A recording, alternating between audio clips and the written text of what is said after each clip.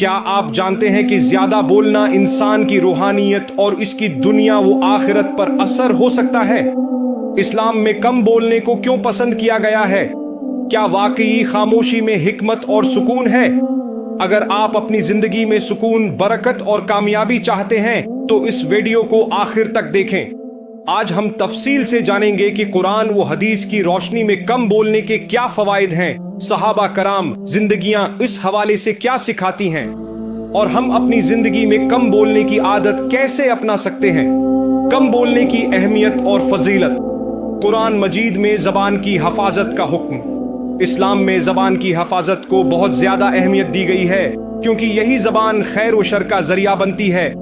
قرآن میں کئی مقامات پر زبان کے محتاط استعمال کا حکم دیا گیا ہے۔ اچھے الفاظ بولنے کا حکم۔ اللہ فرماتے ہیں، اور آئے نبی میرے بندوں سے کہہ دو کہ وہ ہمیشہ وہی بات کہیں جو بہترین ہو، ورنہ شیطان ان کے درمیان فساد ڈال دے گا۔ ایک اور مقام پر فرمایا، آئے ایمان والو اللہ سے ڈرو اور سیدھی بات کہو۔ یہ آیات ہمیں سکھاتی ہیں کہ ہمیں وہی بات کرنی چاہیے جو فائدہ مند ہو اور جس سے کسی کو نقصان نہ پہنچے۔ فضول اور بے فائدہ گفتگو سے پرہیز۔ اللہ فرماتے ہیں، وہی کامیاب ہیں جو لغویات، فضول باتوں سے دور رہتے ہیں۔ یہ آیت ہمیں یہ درس دیتی ہے کہ غیر ضروری باتوں سے اجتناب کرنا ایمان والوں کی علامت ہے۔ زبان کی غلط استعمال سے بچنے کی تاکید۔ اللہ فرماتے ہیں، اور اپنی زبانوں کو جھوٹ، گالی، غیبت اور ہر قسم کے بے بنیاد الزامات سے بچاؤ۔ نبی کریم کی حدیث میں کم بولنے کی تلقین۔ نبی کریم نے فرمایا، جو شخص اللہ اور یوم آخرت پر ایمان رکھتا ہو وہ اچھی بات کرے یا خاموش رہے۔ حضرت معاذ بن جبل نے نبی کریم سے سوال کیا، کیا ہم اپنی زبان سے کہی گئی باتوں پر بھی پکڑے جائیں گے؟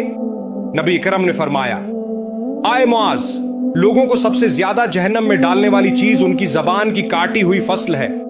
نبی کریم کا فرمان، زیادہ باتیں کرنے والا زیادہ غلطیاں کرتا ہے۔ یہ احادیث ہمیں سکھاتی ہیں کہ زبان کی حفاظت ایمان کی حفاظت ہے اور بے فائدہ بولنا ہمیں نقصان پہنچا سکتا ہے۔ زبان کے گناہ اور ان کے نقصانات۔ غیبت، پیٹھ پیچھے برائی کرنا، اور کسی کا پیٹھ پیچھے عیب نہ ٹٹولو۔ کیا تم میں سے کوئی یہ پسند کرے گا کہ وہ اپنے مردہ بھائی کا گوشت کھائے؟ نہیں، بلکہ تم اس سے کراہت کرو گے۔ نبی کریم نے فرمایا، غیبت زنا سے بھی بدتر ہے۔ غیبت کی قباحت اس قدر زیادہ ہے کہ انسان اپنے مسلمان بھائی کے عیب کو دوسروں تک پہنچانے کو پسند نہیں کرتا، تو پھر اس عمل کو کیوں کرے؟ چغلی، دوسرے کو پہنچانا تاکہ جھگڑا ہو۔ نبی اکرم نے فرمایا، چغل خور جنت میں نہیں جائے گا۔ چغلی فساد کی بنیاد ہے اور اس سے انسان کی محبت و تعلقات برباد ہو جاتے ہیں۔ اس سے بچنا ضروری ہے۔ جھوٹ بولنا۔ جھوٹ برائی کی طرف لے جاتا ہے اور برائی جہنم کی طرف۔ جھوٹ بولنا انسان کے اخلاق کو تباہ کرتا ہے اور اس کے دل میں گناہ کا شائبہ پیدا کرتا ہے۔ فضول اور بے فائدہ باتیں کرنا۔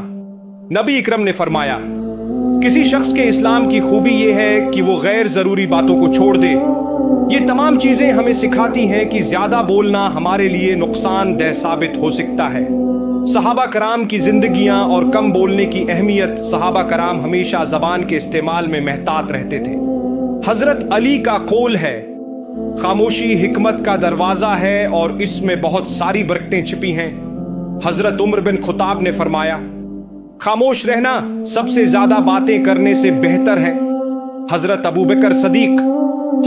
بکر صدیق جب کسی بات میں پختہ یقین نہ رکھتے تھے تو خاموشی اختیار کرتے تھے۔ وہ سمجھتے تھے کہ الفاظ کی بڑی قیمت ہوتی ہے اور انہیں اس کا حساب دینا پڑے گا۔ حضرت عمر بن خطاب نے بھی ہمیشہ کم بولنے کو ترجیح دی۔ وہ اپنی باتوں میں ہمیشہ وزن رکھتے تھے، اور جب کوئی سوال کرنے کے بعد جواب نہیں آتا تھا تو وہ خاموش رہتے تھے اور اس میں بھی حکمت ڈھونڈتے تھے۔ حضرت جنید بغدادی نے فرمایا، خاموشی میں وہ نور ہوتا ہے جو باتوں میں نہیں پایا جاتا۔ حضرت رابعہ بصری نے کہا، خاموشی وہ دولت ہے جسے کم لوگ سمجھ پاتے ہیں۔ کم بولنے کی عادت کیسے ڈالی جائے؟ نیت کی اصلاح۔ سب سے پہلے ہمیں اپنی نیت کو صاف اور بہتر بنانا ہوگا۔ ہم جو بھی بولیں उसका मकसद अल्लाह की रिजा होना चाहिए। हमें सोचना चाहिए कि हमारी जबान से निकला हर लफ्ज हमें किसी न किसी हिसाब में पेश होगा। जबान को काबू में रखना। जबान की इस्लाह के लिए हमें यह आदत डालनी होगी कि हम कम बोलें और जो बोलें वो सिर्फ फायदे की बात हो। हमें यह सोचना होगा कि ज्यादा बोलना क्या वाकई जरूरी है। दुआ और जिक्र। नमाज, दुआ और जिक्र के जरिए दिल व दिमाग को सुकून मिलता है। जब हम अल्लाह के जिक्र में मशगूल होंगे तो जबान भी महफूज रहेगी। हम कसरत से दरूद शरीफ पढ़ने की कोशिश करें ताकि जबान की पाकीज़गी और बेहतर इस्तेमाल में मदद मिले।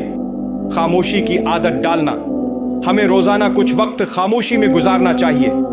इससे हमारी जबान को काबू में रखने में मदद मिलेगी और हम अपनी बातों पर ज्यादा गौर करेंगे। दोस्तों के साथ बातचीत का वक्त महदूद। अगर हमें एहसास हो कि हम ज्यादा बोल रहे हैं तो अपने दोस्तों के साथ बात करने का वक्त महदूद करें। इससे न सिर्फ जबान पर काबू पाने में मदद मिलेगी बल्कि हमारे नए अफकार व ख्यालात की गुंजाइश भी पैदा होगी। इस्लाम में जबान की हिफाजत और कम बोलने को बहुत ज्यादा अहमियत दी गई है। ये न सिर्फ हमारी दुनिया बल्कि आखिरत के लिए भी फायदा मंद है। अगर हम अपनी जबान को काबू में रखें तो हम अपनी जिंदगी में सुकून, बरकत और कामयाबी ला सकते हैं। सहाबा कराम की जिंदगियां हमें उस बात का दर्ज देती हैं कि खामोशी और कम बोलना इंसान को ज्यादा फलाह की तरफ ले जाता है। लिहाजा हमें अपनी जबान का एहतिसाब करना चाहिए और उसे सिर्फ जरूरत की बातों तक महदूद रखना चाहिए। अल्लाह हमें इस पर अमल करने की तौफीक अता फरमाए।